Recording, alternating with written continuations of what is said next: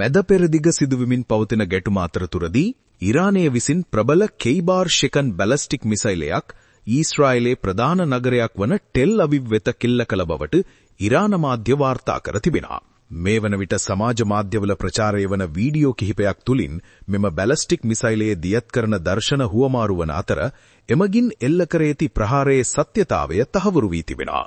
එය ඉරානයේ දිගුදුර ප්‍රහාරක හැකියාව සහ තමන් තවමත් අඩපණ වී නොමැති බව ලෝකයේ වෙත ප්‍රදර්ශනය කරන ක්‍රියාවක් ලෙසයි විචාරකයන් විසින් පෙන්වා දී ඇත්තේ.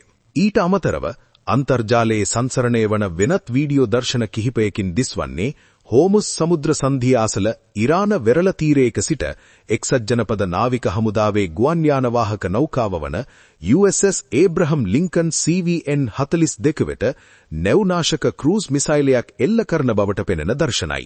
මේ සිද්ධීන් සමග ඉරාන නිලධාරීන් විසින් ප්‍රකාශ කර ඇත්තේ මෙම මිසයිල දියත් කිරීම මගින් ඊශ්‍රායල භූමිය මෙන්ම කලාපයේ ඇමරිකානු නාවික බලයටත් පහර දීමට තමන්ට ඇති හැකියාව ලෝකයට ඉරානයේ විසින් පෙන්වා දී ඇති බවයි. මෙම ප්‍රකාශය සමග විශ්ලේෂකයින් විසින් අනතුරු අගවා ඇත්තේ මැද පෙරදිග තුල මේ වන විට දිගහැරමින් පවතින ඉරාන ඊශ්‍රායල ගැටුමේ තත්වය සහ ස්වභාවය තවදුරටත් වර්ධනය විය හැකි බවයි.